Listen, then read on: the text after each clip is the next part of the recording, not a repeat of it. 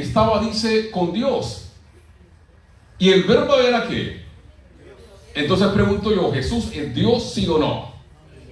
Claro que sí. Dice la Biblia en la primera carta de Timoteo, capítulo 3 y versículo 16. E indiscutiblemente grande, note, ¿qué es un misterio, hermanos? Para usted, ¿qué es un misterio? Algo, hermano Héctor, ¿qué es un misterio para usted? Algo que no lo puede entender, algo que no se puede descubrir, ¿sí o no? Algo que no se puede explicar, es un misterio. Dice la Biblia, e indiscutiblemente grande es el misterio de la piedad. Podemos dar todos los versículos que describen que Jesucristo es Dios, como Juan 1:1, Juan 1:14, Juan 1:18 y otros muchos versículos que hay en la Biblia que describe claramente que Jesucristo es Dios, pero aún así, ¿será que un misterio, sí o no? Hay que aceptar lo que dice la palabra de Dios. Jesús es Dios, sí, pero aún así es un ¿qué? Es un misterio describir la piedad. Dice indiscutiblemente, grande es el misterio de la piedad. Luego dice la palabra del Señor, Dios fue manifestado en carne.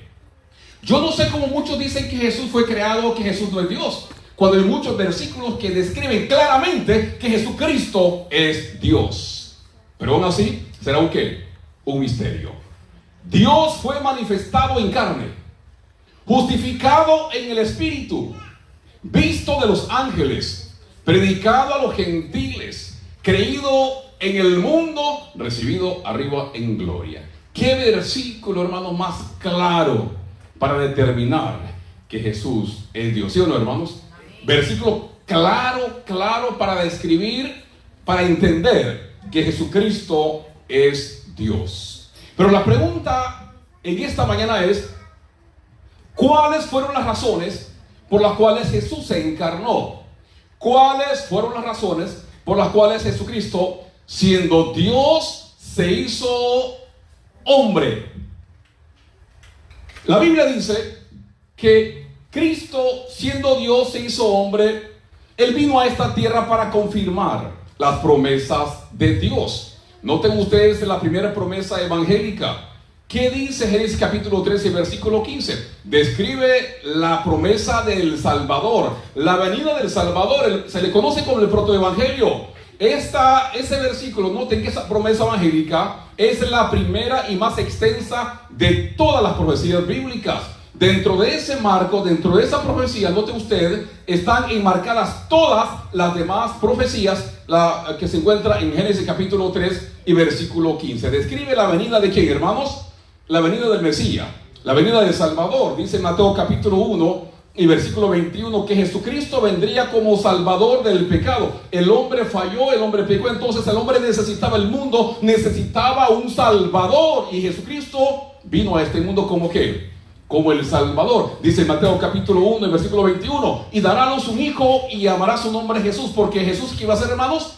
Porque Jesucristo, porque Él salvará a su pueblo. El hombre pecó, el hombre falló, el hombre pues no tenía esperanza de salvación. Pero luego, hermanos, se da la promesa de salvación en Génesis capítulo 3, versículo 15, donde se describe la promesa, la venida del Mesías. Dice la Biblia que vendría como Salvador del pecado, porque Cristo salvará a su pueblo de sus pecados. Cristo, hermanos, vendría también, noten ustedes, a revelar a Dios como un Padre amante y compasivo. Hermanos, Cristo, note usted, vino a este mundo a dar a conocer el carácter de el Padre. Noten ustedes, hermanos, que Jesús vino para vindicar el carácter de Dios ante el universo. ¿Qué pasó? Noten ustedes lo que dice esta cita. Desde el principio fue el plan de Satanás inducir a los hombres a olvidarse de Dios a fin de que pudiese someterlos. Por eso mintió acerca del carácter de Dios, a fin de inducirlos a albergar un falso concepto de Él. Les presentó, hablando de Eva, ¿no? Les presentó al Creador como revestido de los atributos del príncipe del mal, arbitrario, severo, inflexible, a fin de que le temiesen, rehuyesen y hasta le odiasen. Noten la conversación en Génesis capítulo 3, versículo 1 al 5. Dios le dijo a la pareja: puedes comer de todo árbol, menos del árbol de la ciencia del bien y del mal. Y noten lo que dice la Biblia. Con que Dios, última parte del versículo 1, dice: con que Dios os ha dicho. Noten la cizaña, ¿sí o no? Noten la cizaña. Con que Dios ha dicho. ¿Qué está diciendo aquí, hermanos, la serpiente? Qué malo es Dios, ¿sí o no? Qué intransigente es Dios, ¿sí o no, hermano Jaime? Qué intransigente es Dios. Hermano Toño, ¿qué está aquí diciendo la serpiente? Qué egoísta es Dios. Con que Dios os ha dicho: no comáis de todo árbol del huerto. En realidad solamente dijo de qué, de uno. ¿Del árbol de qué, hermano? Del árbol de la ciencia del bien y del mal. Pero noten ustedes el enemigo. Con que Dios ha dicho. Pero luego dice el versículo número 5: sino que sabe Dios, dice, que el día que comáis de él, serán abiertos vuestros ojos y seréis como Dios, sabiendo que el bien y el mal. Dios le dijo: el día que ustedes coman del árbol, ¿van a qué? A morir. ¿Qué dijo la serpiente? No, que no moriréis. Entonces, ¿qué vemos acá en esta conversación? ¿Cómo presentó la serpiente ante Eva hablando de Dios? ¿Cómo lo presentó? A Dios, el enemigo a Eva. Lo presentó como que Dios es arbitrario, ¿sí o no, hermanos? Como que Dios es, qué severo es tu Dios, qué inflexible. Y aparte dijo que Dios era un qué, porque Dios dijo: el día que coman de este árbol ciertamente van a morir. Y la serpiente dijo: no moriréis. Lo presentó también a Dios como que ante Eva como mentiroso. Por eso Cristo vino a este mundo, para vindicar el carácter de Dios. ¿Cuál es el carácter de Dios? Cristo vino para revelar a Dios al mundo como un Dios de amor. ¿Lleno de qué? De misericordia, ternura y compasión. Dios, hermanos, es amor. Dios no tiene amor. Dios es ¿qué? Dios es amor, dice la Biblia. El que no ama no ha conocido a Dios, porque Dios, ¿qué es, hermano? Dios es amor. Cristo vino entonces ¿a qué? A vindicar el carácter del Padre ante el mundo y ante el universo, describiendo al Padre como ¿qué? Como un Dios amante y compasivo. En esto se mostró el amor de Dios para con nosotros, en que Dios envió a su Hijo unigénito al mundo para que vivamos. A través de Cristo todos nosotros tenemos vida eterna y salvación. El amor, hermanos, se manifiesta en la acción, ¿sí o no? Entonces dice la Biblia: en esto se mostró, en esto se manifestó el amor de Dios para con nosotros, en que Dios envió ¿a quién? El amor se manifiesta, ¿sí o no? Yo amo a Dios, pero ¿qué? Hay que obedecerle, ¿sí o no? ¿Qué dice la Biblia? Si me amáis, ¿qué? Es decir, el amor lleva a la acción. El amor lleva a la acción. Dice la Biblia: en esto se mostró el amor. Y luego dice Juan 3:16: porque de tal manera que nos ama a Dios, ¿sí o no? ¿Ama a Dios al mundo, hermano, sí o no? Claro que sí. Porque de tal manera amó Dios al mundo, que ha dado a su Hijo unigénito, para que todo aquel que le crea no se pierda, mas tenga vida eterna. Cristo vino a vindicar el carácter del Padre, el carácter de Dios como un Dios que amante y compasivo. Cristo vino a este mundo a remover del hombre la culpa y la condenación de los pecados. ¿Por qué? Porque el hombre pecó, el hombre falló, entonces estaba destituido de la gloria de Dios, por cuanto todos pecaron. Todos pecaron, todos pecamos. Nadie aquí está excluido. Todos hemos pecado. Dice la Biblia: por cuanto todos pecaron, están destituidos. Es decir, el hombre pecó, merece la muerte, la condenación eterna. No hay esperanza. Pero Cristo vino a este mundo ¿a qué? A remover del hombre la culpa y la condenación de los pecados. Dice esta cita: ¿qué quebrantó la pareja, Adán y Eva? ¿Qué quebrantó? Cuando decimos nosotros que Adán y Eva pecaron, estamos diciendo Adán y Eva desobedecieron. ¿Pero qué desobedecieron? ¿Qué desobedecieron? Desobedecieron la ley de Dios. Claro que sí. Todo el que comete pecado, ¿qué hace? Quebranta la ley, porque el pecado es ¿qué? Transgresión de la ley. Entonces, cuando decimos que la pareja falló, que la pareja pecó, estamos diciendo que la pareja transgredió la ley de Dios. La quebrantada ley de Dios exigía la vida del pecador. El hombre pecó, merecía la muerte. En todo el universo solo existía uno que podía satisfacer sus exigencias en beneficio del hombre, puesto que la ley divina era tan sagrada como Dios mismo, porque la ley es el carácter de Dios. Solo uno igual a Dios podría expiar su transgresión. Ni los ángeles podrían haber expiado el pecado del mundo, ni los ángeles, ni los arcángeles, ni los serafines, ni los querubines, nadie, solamente uno igual a quien dice la cita, solo uno igual a Dios podría expiar su transgresión. Por eso es que Cristo, siendo Dios, se hizo hombre, habitó entre nosotros. ¿Para qué? Para expiar, para morir, y de esa manera el mundo pudiese tener esperanza de salvación y perdón de los pecados. Amén, hermanos. Quien llevó, dice él mismo, nuestros pecados, él, Jesús, en su cuerpo sobre el madero, para que nosotros, estando muertos a los pecados, vivamos a la justicia, por cuya herida fuisteis sanados. Hermanos, Cristo vino a esta tierra, siendo Dios se hizo hombre, para darnos ejemplo de lo que podemos llegar a ser por la gracia capacitadora ¿de quién? De Dios. Hermanos, ¿Dios puede transformar nuestra vida, sí o no? Claro que sí. Hay poder en el nombre de Cristo Jesús. Jesús, cuando estuvo en la tierra, él dijo: mi comida es que haga la voluntad del que me envió. Vez tras vez Cristo decía: he venido a hacer la voluntad del Padre que está en los cielos. Jesucristo vino a hacer la voluntad del Padre que está en los cielos. Y nosotros, si queremos ser transformados, nosotros, si queremos ser diferentes, lo que tenemos que hacer es seguir el ejemplo de ¿quién? Seguir el ejemplo de Jesús. ¿Qué dice Hebreos capítulo 12 y versículo 2? Puesto los ojos en quién, dice la palabra del Señor. Puesto los ojos en quién, hermanos. Puesto los ojos en quién. En Jesús, que es autor y consumador de la fe. Si usted quiere cambiar su vida, ponga sus ojos en el Señor. No hay nadie más. No hay ningún ser humano, porque todos acá tenemos imperfecciones. Somos defectuosos. Todos acá tenemos defectos. Por eso dice la Biblia: puestos los ojos en Jesús, el autor y consumador de la fe. ¿Quiere usted cambiar? ¿Qué es lo que la gente tiene que hacer? Colocar su vista en el Cordero de Dios que quita el pecado del mundo. Colocar su vista en Jesús.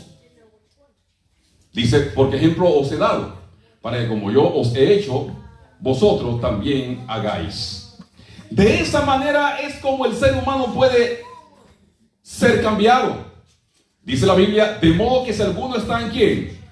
De modo que si alguno está en Cristo, nueva criatura es. El evangelio es poder para salvación en el nombre de Cristo Jesús. ¿Qué es lo que hace el evangelio en nuestra vida? Cambiarla. Ya usted no es como era antes, ¿sí o no? Antes algunos quizás tomaban, fumaban, quizás decían palabras no correctas, etcétera. Una vida totalmente desordenada. Cristo lo que hace es ordenar nuestra vida, lo carnal con lo carnal y lo espiritual con lo espiritual. Por eso es que cuando usted coloca su vista en el Señor, puede decir, dice la Biblia: de modo que si alguno está en Cristo, ahora somos ¿qué? Nueva criatura para la gloria del Señor. Amén, hermanos. Ya no es usted como antes.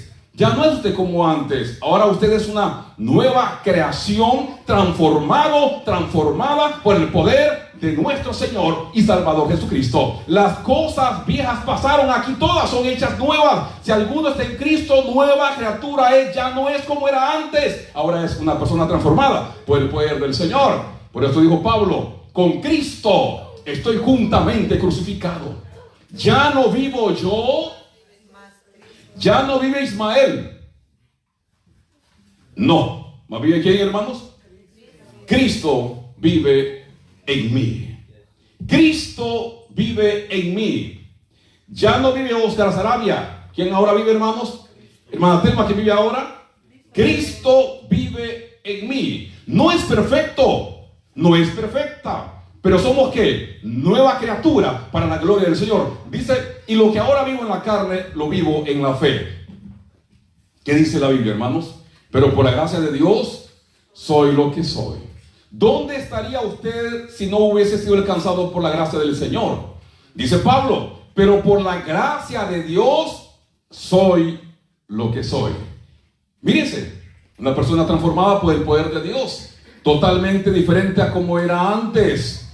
La gente se pregunta, bueno, y entonces, ¿por qué esa persona habla diferente, viste diferente, se comporta diferente? ¿Por qué? Porque somos nueva criatura. Pero por la gracia de Dios soy lo que soy. No porque yo lo merezco, sino porque, hermanos, por la gracia del Señor. Y su gracia no ha sido en vano para conmigo. ¿Por qué? Porque el Señor tocó mi corazón y fui accesible a la voz del Espíritu Santo. La gracia de Dios no ha sido en vano con usted. Recibió la palabra del Señor, la aceptó y ahora usted le entregó su vida al Señor y ahora es nueva criatura para la gloria del Señor. Así que su gracia no ha sido en vano para con usted ni para conmigo. Por eso estamos en la iglesia, porque la gracia de Dios para algunos ha sido en vano porque no han aceptado el mensaje y han rechazado el mensaje de salvación. Pero para usted y yo que estamos en la casa del Señor, que le hemos entregado la vida al Señor, la gracia de Dios no ha sido en vano para conmigo. Amén, hermanos. Hemos aceptado el mensaje de salvación y por eso somos lo que somos, porque Dios ha transformado nuestra vida. Cristo vino, hermanos, a esta tierra para hacernos participantes de la naturaleza divina. Noten lo que dice la Biblia, por medio de las cuales, dice, nos ha dado preciosas y grandísimas promesas, para que por ellas llegases a ser participantes de la naturaleza, ¿qué? De la naturaleza divina. Entonces, Cristo vino a este mundo, ¿para qué?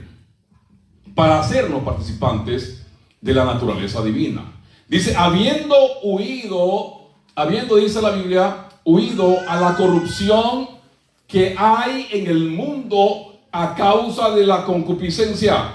Habiendo huido de qué, hermanos? De la corrupción que hay en el mundo. Pregunto, ¿el mundo está corrupto, sí o no?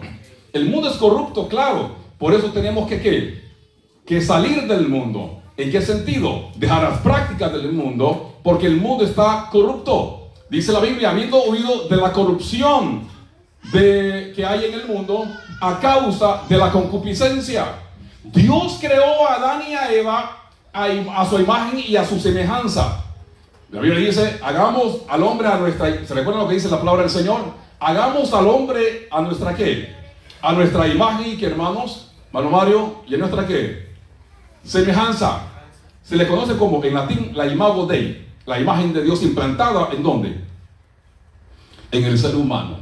Pero cuando entra el pecado, esa imagen que Dios implantó en el hombre se desfiguró totalmente, porque eso es lo que hace el pecado, desfigurar, noten, en el hombre el carácter de ¿qué? De Dios. Pero cuando, noten ustedes, Cristo vino para restaurar lo que se había perdido, y por eso el cristiano puede esperar que se restaure en su alma la imagen divina. ¿Por qué? Porque Cristo lo hace posible. ¿Cómo? Noten que cuando le entregamos la vida al Señor, Él trabaja en nuestra vida. ¿Para qué? Para que podamos nosotros tener nuestra imagen, la imagen de Él sea implantada en nuestro corazón y seamos transformados. Dice la Biblia, por tanto nosotros, todos, dice, mirando a cara descubierta, como en un espejo, la gloria del Señor, somos transformados de gloria en qué, hermanos, en gloria, en la misma imagen como por el Espíritu del Señor. Es decir, la transformación es paulatina. Usted no va a ser transformado de la noche a la mañana. Hay muchas cosas que hay que cambiar, sí o no. ¿Qué cosas usted debe de cambiar? Solo Dios sabe, sí o no. Pero la transformación es paulatina. Pero noten lo que dice la Biblia. Por tanto, nosotros todos, mirando a cara descubierta, como en un espejo, la gloria del Señor. Somos transformados de gloria en gloria. Somos transformados paulatinamente. Somos transformados de gloria en gloria en la misma imagen como por el Espíritu del Señor. ¿A través de qué, hermanos? A través del estudio de la palabra del Señor, a través de la oración. Cuando usted se consagra a Dios, usted se va a parecer ¿a quién? Se va a parecer a Dios, se va a parecer a Jesús. Ahora, noten lo que dice este comentario, que la transformación comienza ¿cuándo, hermanos? La transformación comienza con el nuevo nacimiento y continúa ¿hasta cuándo? Hasta que Cristo vuelva. Por eso es que nosotros se le llama ese proceso el proceso de la santificación.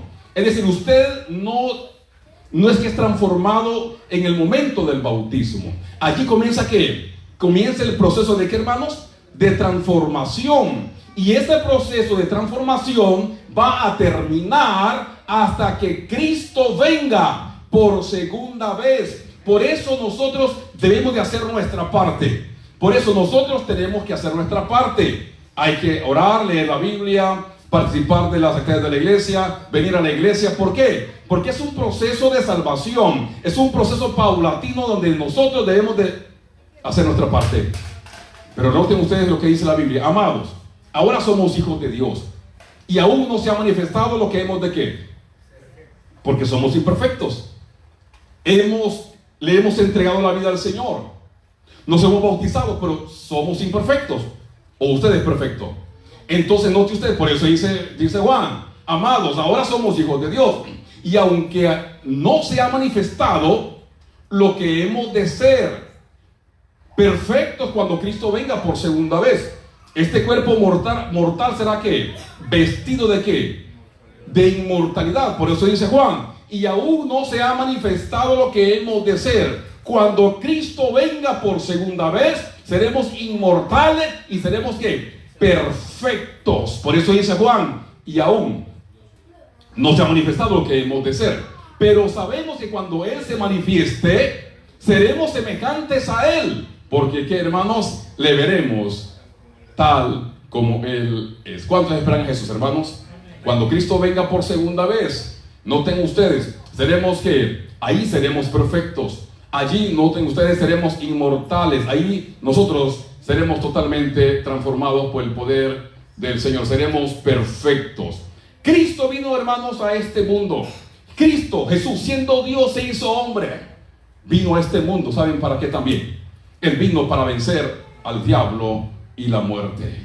Hermanos, la Biblia dice, ahora es el juicio de este mundo. Ahora el príncipe de este mundo. ¿Cómo venció Jesús al enemigo y a la muerte? Jesús venció al enemigo con su muerte. Cuando Cristo dijo en la cruz, consumado es, Él dijo, he logrado la victoria. He derrotado a Satanás. He derrotado la muerte. Hermanos, ahora, dijo el Señor Jesús, es el juicio de este mundo. Ahora es el príncipe de este mundo será echado fuera. Ahora, dice la Biblia, así que por cuanto los hijos participaron de carne y sangre, Él también participó de lo mismo. ¿Para qué? Para destruir por medio de la muerte. Porque Jesús, si Jesús no hubiese venido a morir, entonces, hermanos, el ser humano no tuviese esperanza de salvación, ni tampoco de vida eterna.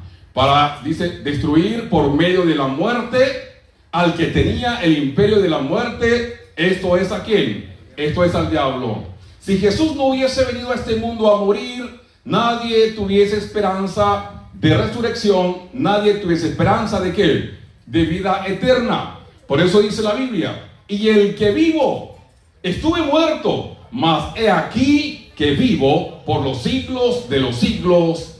Amén. Bendito sea el nombre del Señor. Estuvo muerto, sí, pero Jesús al tercer día resucitó victorioso para su gloria y para su honra. Venció con su muerte la muerte. Venció con su muerte al que tenía el imperio de la muerte, esto es, al diablo. Y tengo, dice, las llaves de la muerte y del Hades. Por eso es que dice la Biblia, Jesús dijo, yo soy la resurrección y la vida. El que cree en mí, ¿qué hay que hacer, hermanos? El que cree en mí, hay que creer en Jesús, ¿sí o no? Para tener vida eterna, hay que creer en Jesús.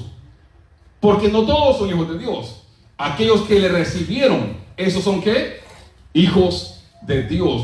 Tienen esperanza de salvación y de vida eterna. Por eso es la predicación del Evangelio, para que la persona que todavía no ha aceptado a Cristo lo pueda hacer. Le entrega su vida al Señor y tendrá esperanza de salvación y de vida eterna. Dice la Biblia, les dijo Jesús, yo soy la resurrección y la vida. El que cree en mí, aunque muera, si alguien muere en Cristo, ¿qué va a pasar? Cuando Cristo venga, será que resucitado, inmortal, incorruptible, perfecto, y nunca más gustará la muerte. Para ahí vamos, hermanos, nosotros también. Si usted muere en cualquier momento, porque dice la Biblia, todo el que vive sabe que ha de morir. ¿Cuántos saben que van a morir? ¿Y cuántos no quieren morir? Yo no quiero morir, hermanos, honestamente se lo digo. Hablando en serio, yo no quiero morir. Pero la muerte es evidente. Es el resultado del pecado. Pero hay esperanza en Cristo Jesús. Cuando Cristo venga, ya nunca más va a haber muerte. Estaremos con Cristo para siempre. Alabado sea el nombre del Señor. Cristo, hermano, vino a esta tierra para ser nuestro sumo sacerdote. Después que Jesús resucitó, estuvo en la tierra 40 días y luego Él ascendió al cielo, y en el cielo fue entronizado en medio de la adoración de los ángeles. Cristo, hermanos, está en el cielo como nuestro sumo sacerdote. Él está intercediendo por usted, pero tenemos acceso directo a Él. Es decir que el pastor no es su intermediario, no. Vamos directamente al Señor. Dice, porque no tenemos un sumo sacerdote que no pueda compadecerse de nuestras debilidades, porque Jesús, siendo Dios y es hombre, Él estuvo en este mundo. Él conoce. Él fue tentado en todo, pero ¿qué? De los pecados, así que Él conoce nuestras preocupaciones. Así que tenemos que ir por eso a Él confiadamente al trono de la gracia. Cualquier problema que usted tenga, vaya delante de Él. Cuéntele todo, derrame su corazón, así como Ana. ¿Recuerdan la oración de Ana? Derramó su corazón ante el Señor. Vayamos a Jesús, contémosle a Él nuestras tristezas, nuestras penas, nuestras alegrías. Y el Señor, obviamente, hermano, está presto para ayudarnos en nuestros problemas, en nuestras dificultades. Dice la Biblia, porque no tenemos un sumo sacerdote que no pueda compadecerse de nuestras debilidades, sino uno que fue tentado en todo según nuestra semejanza, pero que, hermanos, vamos ante el Señor, porque Él nos puede salvar perpetuamente. Dice, por lo cual puede también salvar perpetuamente a los que por Él se acercan. Pero hay que acercarnos al Señor. Si me acerco al Señor, yo tendré vida y vida en abundancia, hablando de la vida eterna. Si me acerco al Señor, Él me puede salvar perpetuamente, pero hay que acercarnos al Señor. Por eso es la predicación del Evangelio. Y será predicado este Evangelio a todo el mundo. Y entonces vendrá ¿qué? El Evangelio debe ser predicado para que las personas puedan tener, note usted, conocimiento de la gracia, de la salvación. Dice, acerquémonos pues confiadamente, porque por lo cual puede también salvar perpetuamente a los que por Él se acercan a Dios, viviendo siempre para que, hermanos, interceder por nosotros. Él intercede por cada uno de nosotros. Él mete las manos por nosotros. Hermanos, Dios nos ama. Jesús nos ama y Él intercede. Cuando usted le pide perdón a Dios, cuando usted va delante del Señor, confiesa sus pecados, Jesucristo, hermanos, intercede ante el Padre y somos ¿qué? Perdonados por la gracia del Señor. Hermanos, Cristo vino a este mundo para sanar a los débiles y a quienes y a los enfermos. Noten ustedes que Cristo vino también para cumplir la profecía de Isaías 53:4, dice la Biblia. Ciertamente llevó Él nuestras, ¿qué, hermanos? Ciertamente, ¿quién llevó las enfermedades? Noten que tiene que ver con la enfermedad espiritual como también la enfermedad ¿qué? Física. Ciertamente Cristo llevó ¿qué? Nuestras enfermedades y sufrió, dice la Biblia, nuestros dolores, y nosotros le tuvimos por azotado. ¿Quién tuvo que haber muerto en la cruz? Nosotros. Pero Cristo se ofreció voluntariamente. Él vino a este mundo siendo Dios, se hizo hombre para que usted y yo pudiésemos tener la salvación. Dice, y sufrió nuestros dolores. Mateo capítulo 8 y versículo 16 al 17 dice, y cuando llegó la noche, trajeron a él muchos endemoniados y con la palabra echó, dice, y con la palabra echó fuera a los demonios y sanó a todos los que, hermanos, y sanó a todos los que, a todos los enfermos. Y luego, hermanos, el versículo 17 describe en cumplimiento de qué profecía. Dice, para que se cumpliese lo dicho, ¿por quién? Por el profeta Isaías, cuando dijo, él mismo tomó nuestras enfermedades y llevó nuestras dolencias. Hermanos, Cristo nos sana física, mental y ¿qué? Y espiritualmente. Pero si a un caso, note usted, porque de una u otra manera vamos a morir nosotros, sea de una enfermedad, etcétera, de cualquier motivo puede ser, ¿no? Pero note usted, la mayor sanidad que Dios quiere hacer en su vida, ¿saben qué es? La sanidad espiritual. ¿Por qué? Porque si Jesús me puede sanar, claro, pero siempre voy a morir. Pero si usted es sanado espiritualmente, aunque muera, vivirá cuando Él venga por segunda vez. Amén, hermanos. Eso es lo que Dios quiere hacer en nuestra vida. Más que sanarnos físicamente, es sanarnos espiritualmente, porque es lo que va a valer para toda la eternidad. El evangelio de Jesús era un evangelio de vida espiritual y restauración física. Se vinculaban la liberación del pecado y la curación de ¿qué? Se vinculaban, note usted, la liberación del pecado y la curación de la enfermedad. Cristo, note usted, le decía, tus pecados te son ¿qué? Perdonados, pero también era sanado físicamente. Porque siempre Jesús combinaba la salud física con ¿qué? Con la espiritual. Pero más que la salud física, lo que Dios quiere hacer en nuestra vida es sanarnos espiritualmente. Cristo, hermano, vino a este mundo ¿para qué? Para ser nuestro Rey eterno. Noten, hermanos, que Nabucodonosor tiene una visión. Y luego llaman a Daniel porque nadie podía interpretar el sueño. Ni los sabios, ni quiénes, hermanos, ni los astrólogos, ni quiénes, ni los hechiceros, nadie. Entonces llaman a Daniel. Y Daniel comienza a describirle el sueño. Dice Daniel capítulo 2 y versículo 31. Tú, oh rey, veías, y he aquí una gran imagen.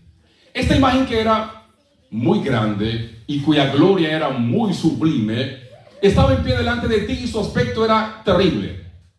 La cabeza de esa imagen era ¿de qué, hermanos? De oro fino. ¿A quién representaba? ¿A quién representaba? Babilonia. Dice la cabeza de esa imagen era de oro fino. Babilonia. Su pecho y sus brazos de plata, ¿a quién representaba? Medo Persa. Su vientre y su muslo de bronce, ¿a quién representaba? Grecia. Sus piernas de hierro y sus pies en parte de hierro y en parte de barro cocido, ¿a quién representaba? A Roma. Noten, hermanos, que Daniel está describiendo el sueño ¿a quién? A Nabucodonosor, porque nadie lo podía interpretar. En el sueño que tuvo Nabucodonosor, luego Daniel lo sigue describiendo, sigue diciendo la palabra del Señor. Estabas mirando hasta que una piedra fue cortada y no con mano e hirió, noten, hirió esa piedra. ¿A quién hirió? Hirió a la imagen en sus pies de hierro y de barro cocido y los desmenuzó. Entonces fueron desmenuzados también el hierro, el barro cocido, el bronce, la plata y el oro, y fueron como tamo de las eras del verano, y se los llevó el viento sin que de ellos quedara rastro alguno. Mas la piedra que hirió a la imagen, ¿qué hizo, hermanos, esta piedra según el sueño? La piedra que hizo, destruyó la imagen, ¿sí o no? Noten, destruyó la imagen. Pero esta piedra, dice, fue hecha un gran monte que llenó ¿qué? Toda la tierra. Estos reinos fueron totalmente ¿qué? Destruidos. Pero noten, hermanos, noten ustedes que esta piedra, ¿qué representa?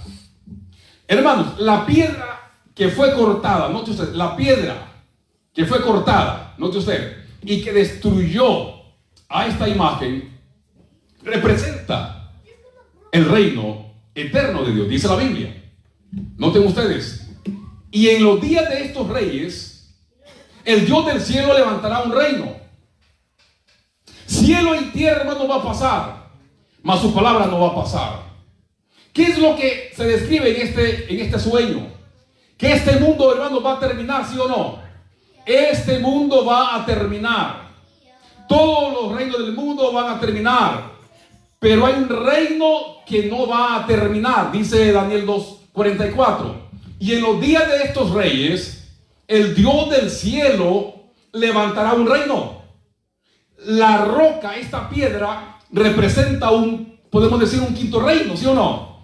Pero este reino es totalmente diferente a los reinos que Daniel vio en la imagen. Dice, y en los días de estos reyes, el Dios del cielo levantará un reino que no será ¿qué? Este reino no será destruido. La piedra representa un reino indestructible, un reino eterno. Cielo y tierra va a pasar, pero Cristo y su reino va a permanecer para siempre. Amén, hermanos. Es el reino que usted y yo estamos buscando. Es el reino que usted y yo estamos buscando. El reino indestructible, un reino eterno. Dice, y en los días de estos reyes, el Dios del cielo levantará un reino. Levantará un reino que no será jamás destruido, ni será el reino dejado a otro pueblo. Desmenuzará, dice la Biblia, y consumirá a todos estos reinos, pero él, dice, permanecerá para siempre. El reino de Dios, el reino indestructible, el reino eterno, es el reino que usted y yo estamos buscando. No los reinos de este mundo, sino, hermanos, buscamos el reino eterno. El reino de Dios es el reino que usted y yo cada día andamos buscando. Vamos, hermanos, para el reino eterno. ¿Vamos para dónde, hermanos? Vamos para el cielo. Cristo quiere que usted y yo seamos parte de ese reino indestructible y de ese reino eterno. Que Dios, hermanos, nos permita poder ser parte, poder estar en ese reino eterno y en ese reino indestructible. Que el Señor nos bendiga.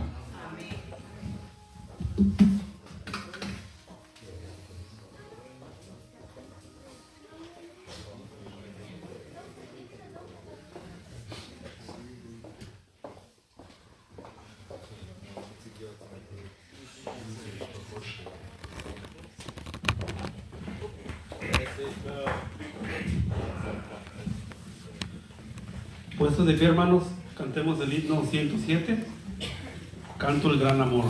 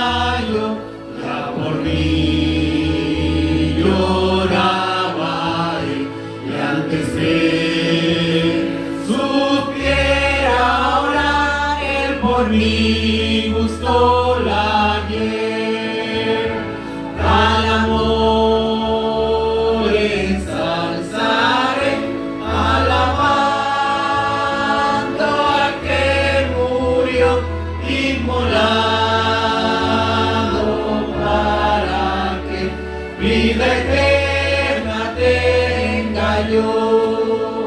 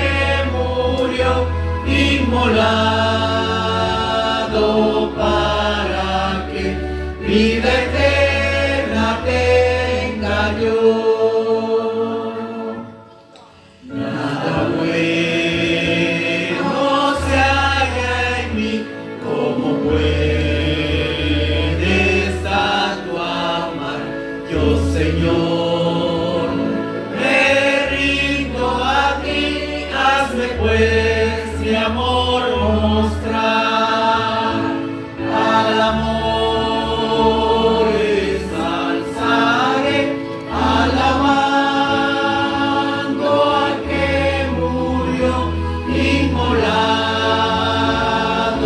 para que vida eterna tenga yo. Amén, gloria a Dios. Oremos, te damos gracias, oh Padre, porque enviaste a tu Hijo a este mundo. Amén. Jesús, siendo Dios, se hizo hombre y habitó entre nosotros. No tuvo que hacerlo, oh Padre, pero nos ama. Amén. Gracias, Padre, gracias, Hijo, y gracias, Espíritu Santo. Porque de tal manera amó Dios al mundo, que envió a su Hijo unigénito, para que todo aquel que en él crea no se pierda, mas tenga vida eterna. Gracias, Padre, porque a través de Jesús podemos tener vida y vida eterna. Jesús murió y resucitó, y Él con su muerte venció la muerte, y hoy podemos decir que tenemos vida y vida en abundancia. Amén. Oh Padre, sabemos que este mundo va a terminar, cielo y tierra va a pasar, pero tu palabra no va a pasar. Queremos, oh Dios, estar en ese reino eterno. Queremos estar con Cristo por toda la eternidad. Permite, Señor, por favor, que podamos seguir avanzando y que podamos perseverar hasta el fin, Señor. Te lo pedimos en el nombre de Jesús. Amén. Amén, Señor. Amén.